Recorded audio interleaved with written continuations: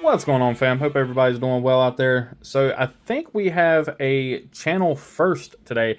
I don't think I've done anything from CRKT on the channel yet. I could be wrong, but I don't believe I have.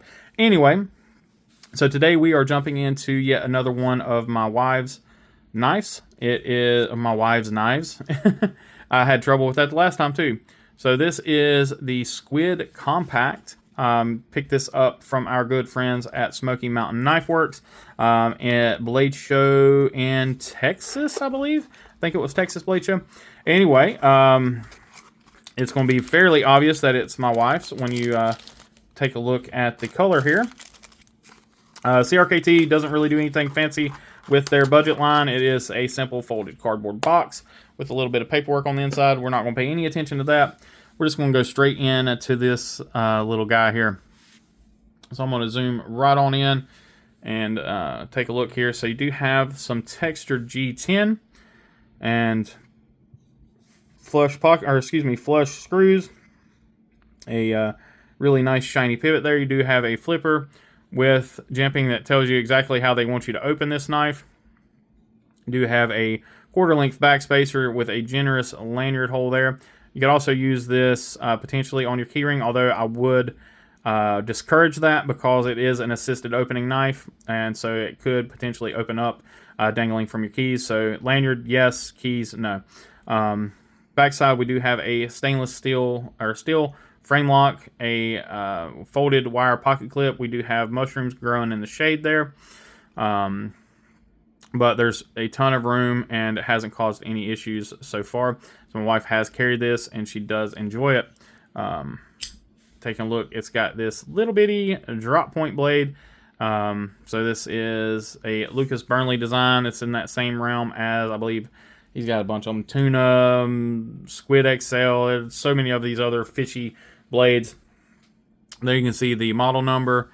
Not a whole lot in the way of sharpening there. The plunge grind does terminate right at the edge. So you're going to get a smile as soon as you sharpen this thing the first time, but it is what it is. It's a fairly inexpensive knife. The grind does look pretty even. The sharpening does anyway. Pretty symmetrical there. Let's take a look at the tip. Try to get that tip to focus. All right, so that looks pretty good. Might be favoring that side just a hair. It looks like it might be favoring the clip side just a little bit. This side might be a little more shallow. So, but all in all, not too shabby there. So again, a very small knife. It is a 2.5 to 3 finger knife, depending on the size of your hands. You can see there, I can barely kind of get my ring finger around it, but when it does lock in pretty well. If you needed to, you could come up and do kind of a trigger there, but I wouldn't. Again, I wouldn't suggest it because you are all over that edge when you do that. But depending on how you hold it, if you use the pocket clip as sort of an anchor point, you can really lock it in. If you press too hard, it does get a little uncomfortable though, because that clip does dig in. But if you let it come back here and you do it as more of a 2-finger knife, it's a little more comfortable. So it's kind of the way I would use it, just kind of, exactly like that, where it's just sitting in the palm.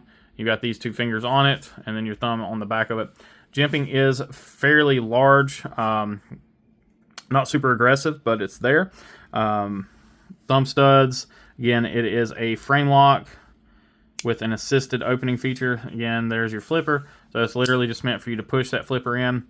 It doesn't take a ton of force to get that blade moving. So that's part of the reason why, again, my wife really likes it. With her limited mobility and limited strength in her hands, it really helps her getting that blade out there. So pretty good access to the frame lock, surprisingly, on such a small knife. Really easy to actuate. No issues there. So definitely not a lot to talk about on this little guy. So it is a 1 3/4 inch blade. Your total overall length is 4.65 inches. So, basically 4.5, a little over 4.5 inches overall.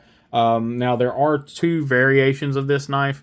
There's the D2 blade, which is this one, and then there is an 8CR blade. So the D2 bladed ones, I think there's 2 different colors of it. There's the aqua here, and then I think there's a black or something like it. Anyway, there's a couple different colors of the D2. Those run at $44. I'm sure you can find them, cheaper or more expensive elsewhere. I believe I quoted that directly from... I don't know if I quoted that directly from Smoky Mountain or directly from CRKT's website. I think that was direct from CRKT's website. And then the 8CR version is $36.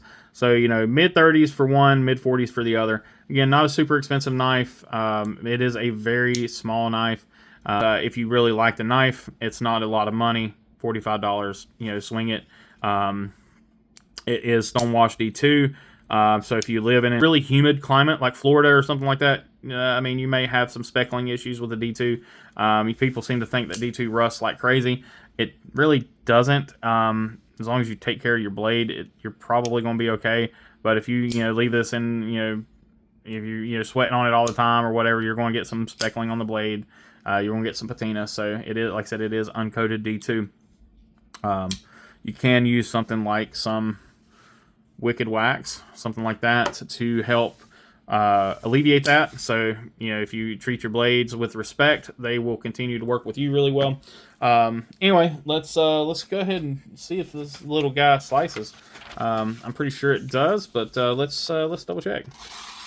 Yeah, I'd say it's a sharp little knife. It's a little bitty guy, but it's sharp. I'm having a hard time actually getting the blade on the paper. But yeah, it came sharp right out of the box. That has been used and carried. So again, D2 holds an edge fairly well.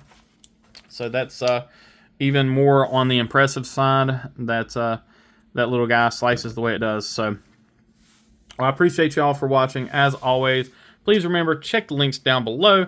As always, be kind, be humble, be EDC. We'll catch you on the next one.